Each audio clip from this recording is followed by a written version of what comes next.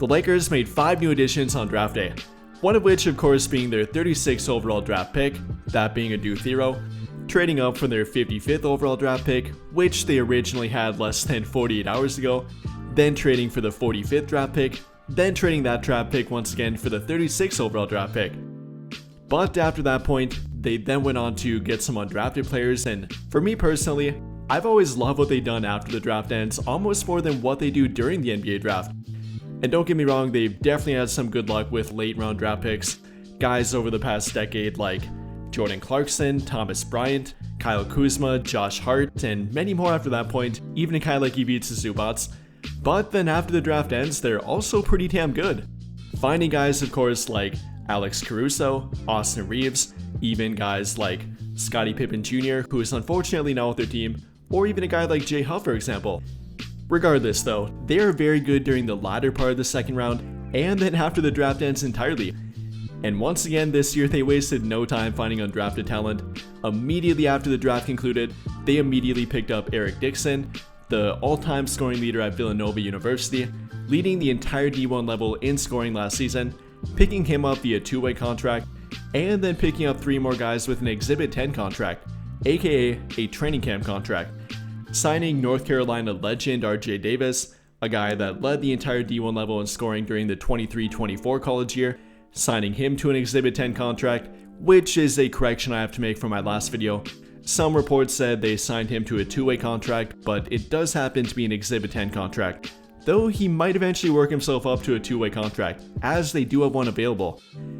And then with RJ Davis, they also signed Augustis Marciulionis, his dad being a European basketball legend and himself having a very good collegiate career at St. Mary's, and then with him signing Arthur Kaluma, a guy that was once a top 20 NBA draft prospect, both during 2022 and 2023, often being compared to a guy like OG Anunoby, so definitely some intrigue here with him as well.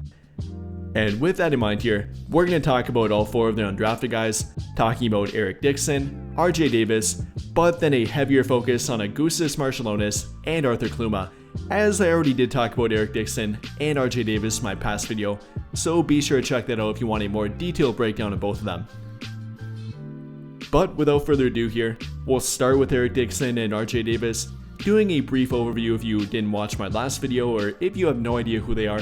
Beginning with RJ Davis, like I said, is a full 5-year college player at North Carolina, being a UNC legend in my opinion, having some all-time March Madness moments, leading their team in scoring during the 23-24 college year, putting up 21.2 points per game. Very impressive for a 6-foot combo guard and I guess kind of more of a point guard. Very talented scoring threat, the guy can score from anywhere on the court and definitely can be a microwave scorer too. So that might be his role at the NBA level, kind of being that spark plug microwave guy off the bench, coming in and immediately giving your team a spark of energy, both offensively and maybe defensively too. Like I talked about during my last video, he has some characteristics to a guy like TJ McConnell for example. Not only the height, and that's the one thing I guess I would point to with him, and something that RJ Davis should be thinking about here too. As a 6-foot point guard entering the NBA where versatility and switching on defense is definitely a heavy priority, he's going to have to make his mark through pure scrappiness on defense, much like TJ McConnell. Getting steals in the backcourt, picking up full court, and simply being a pest on defense, he'll have to do that to prove that he is an NBA level talent, especially on defense. Offensively though, no question about it, the guy can score, the guy can shoot, he can play make, do pretty much everything you need him to do. And then for Eric Dixon, also another very talented scoring threat, leading the entire D1 level in college last year in points per game, averaging 23.3 points per game. Not only that though, but like I said, becoming the all-time leading scorer at Villanova University, a place where many current NBA players and very good NBA players to that fact came from. So that's quite the achievement, quite the compliment for him. The guy can definitely score and probably is one of, if not the most NBA ready offensive player in the undrafted portion or even during the second round. So Eric Dixon is quite the pickup for a two-way contract. Definitely like it for them, even though he's not the best athlete and definitely not the best defender. That's the knock on him and primarily why he did go undrafted. In my opinion, he still should have been a late second round draft pick. You simply don't find a big power forward that shoots 41% from the 3-point line, taking over 7 per game and shooting that well and being that efficient. And then on top of that, scoring at all 3 levels, putting up 23 points per game, is a good rebounder when he wants to be, when he's not playing entirely at the 3-point line and is more around the rim. Definitely a guy that offers some versatility offensively, could potentially be a decent defender if he commits more to it and uses his really sturdy frame a bit more, could potentially become a better defender. You know, he's not a terrible athlete, is even a pretty decent vertical athlete, recording a 32.5-inch vertical at the NBA Draft Combine, combined with his really sturdy frame and simply being bigger and stronger than a majority of current NBA power forwards. I do like the upside of Eric Dixon, obviously offensively, but even a bit defensively too. Some have kind of compared him to a Julius Randle. I don't mind that comparison. I think he's a little bit more like a Naz Reid, for example, a little bit more ball handling, little more 3-point shooting, little more shooting and finesse in general, rather than simply bully ball like Julius Randle, but kind of think those two for an NBA comparison. Not great defensively, but simply so dominant offensively and very versatile for his position that he should be able to carve out an NBA role, and I think that he probably eventually will. Hopefully, I guess, too. But apart from Eric Dixon and RJ Davis, the guys that many people know and are a little bit more familiar with, they went to big colleges and had some pretty decorated collegiate careers, so I think a lot of us were familiar with them or at least kind of knew about them. But not many fans know about Augustas Marciulionis and or Arthur Kaluma. So talking more about them here, Augustas Marciulionis is a 4-year college player out of St. Mary's, measuring in at 6'4". Not sure about his wingspan, but I've seen some reports saying roughly 6'5" to 6'7", being a pretty big point guard, and yes, he is a true point guard, weighing in at roughly 185 pounds, so is a bit bigger than your standard point guard coming out of college. You know, he's not comparable to some of the 6'8" and 6'9" point guards that got drafted, but he is a pretty talented point guard nonetheless. And yes, like I said, he is a true point guard. Last season averaging 5.9 assists per game to only 2.1 turnovers per game. Nearly a 3 assist to turnover ratio here, and that's very good ball security, and simply leading their offense and being their floor general out there too. Not only that though, but he improved every single year in college, both from a scoring standpoint and a playmaking standpoint, going from averaging only about 2 assists per game, then up to 5.3 during his junior year, then finally to 5.9 during his 4th and final year at college. Or then for his scoring ability, improving every year in that category too, going from 3.1 points per game up to 5.9, then 12.4, finally finishing with 14.2 to go along with nearly 6 assists per game to go with it. So very impressive offensively, definitely knows how to run and coordinate an offense. That's something that's becoming increasingly hard to find at the NBA level. Guys are becoming more combo guards and focus more on scoring rather than knowing how to run an offense and actually being a true point guard. I mean, that's why Tyrese Haliburton is so rare nowadays. He's one of the very few young true point guards in the NBA. Yes, he can obviously score and do a bunch offensively, but the fact that he's such an efficient and reliable point guard is what kind of sets him apart from the younger guards that join the NBA today. So that might be a pathway for Augustas Marciulionis, being a backup and actually true point guard, comparable to a current NBA player like a Trey or Tyus Jones or even a TJ McConnell, guys that can run an offense and are efficient, low turnover ball handlers at the NBA level, all of which will always have a role on a team simply from how efficient and, again, how hard it is to find a true point guard in the NBA today. So pointing to guys like that, I would compare Augustas Marciulionis to them, and that's definitely a good thing for his outlook in my opinion.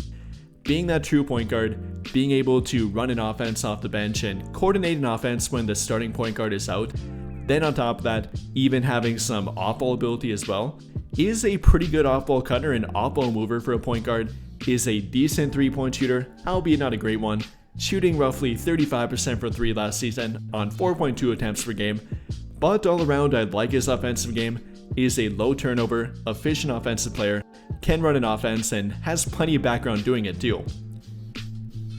And then defensively, you know, he might not be the best defender, but unlike RJ Davis for example, he does have height and length on his side. Being roughly 6'4", so he can defend both 1s and 2s, can play at both shooting guard or point guard defensively, maybe even defend some smaller wing players, so does have that going for him. In addition to that, is a pretty crafty defender, averaging above 1 steal per game in both of the past 2 years at college, 1.4 during his junior year, then 1.3 during his senior year, having a steal rate of roughly 3%, and that's pretty good.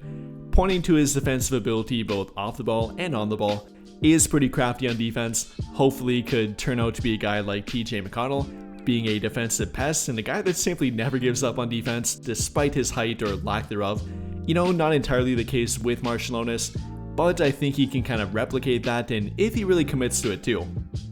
So in my opinion, great addition for the Lakers here with Augustas Marciulionis.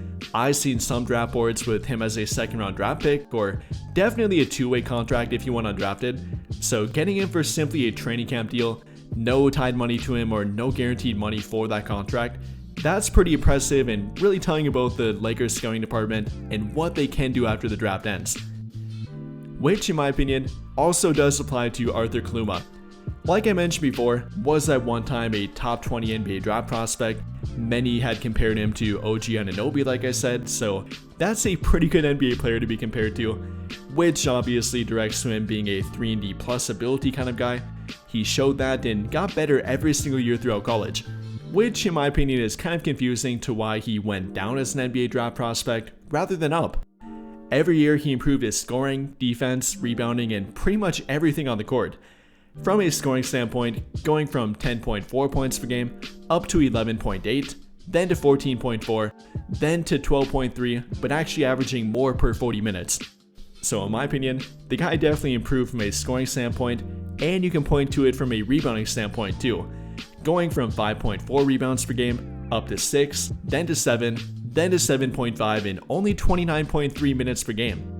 And I kind of skipped over his measurements here, but it's very impressive when you consider the fact that he's only 6'7", pretty filled out frame for a 6'7" forward, weighing roughly 220 to 230 pounds, wasn't a draft combine invite, so I can't officially confirm that, but he does have a reported 7-foot wingspan to go with it, so definitely is a bigger forward and likely more of a power forward at the NBA level.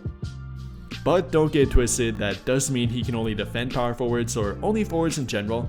Did show off some good lateral mobility in college, does have the ability to potentially switch 1 through 4, maybe 1 through 5 in a small ball lineup, so I do like the defensive outlook here for Arthur Kaluma.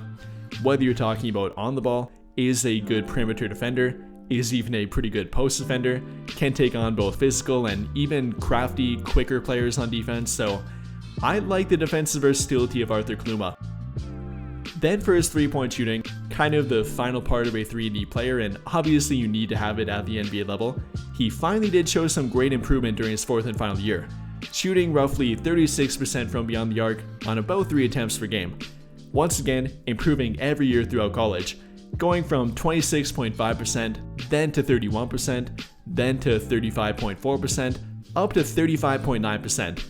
So no matter what way you look at it, steady improvement for Arthur Kaluma, and I don't think he's reached his ceiling quite yet, neither on offense or defense. So no matter what way you look at it, steady improvement for Arthur Kaluma, both offensively and defensively.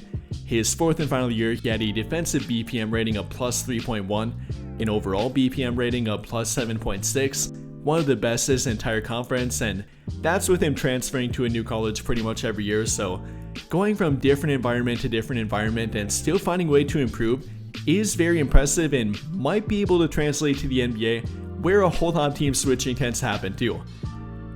So again, talking about Arthur Kaluma, I like the 3&D upside here with him. Not sure if I would end up comparing him to OG Anunoby, maybe more of an OG Anunoby light comparison for him, but I love the 3&D upside, love the fact that they also got him for an Exhibit 10 contract, simply a training camp invite and therefore a summer league invite too. I'm very excited to watch him play, very excited to watch Augustas Marciulionis play, and both RJ Davis and Eric Dixon during summer league, who of course will be accompanied by their draft pick, Adu Thero. And well, with all of that being said, what do you guys think? How do you feel about the Lakers' undrafted finds post-NBA draft, picking up Eric Dixon via 2-way contract, RJ Davis, UNC legend via Exhibit 10 contract, and then both Augustas Marciulionis and Arthur Kaluma via Exhibit 10 contract as well? How do you like it? Who's your favorite addition, least favorite addition, and simply what stood out to you from the Lakers post-NBA draft again? Let me know your thoughts in the comments down below. But I think that'll pretty much do it for this one. And if you enjoyed the video, then I'll greatly appreciate it if you drop a like, subscribe to the channel if you have not already, and hit that notification bell to never miss out when I upload a video. But as always, thank you for watching and have a great day or night.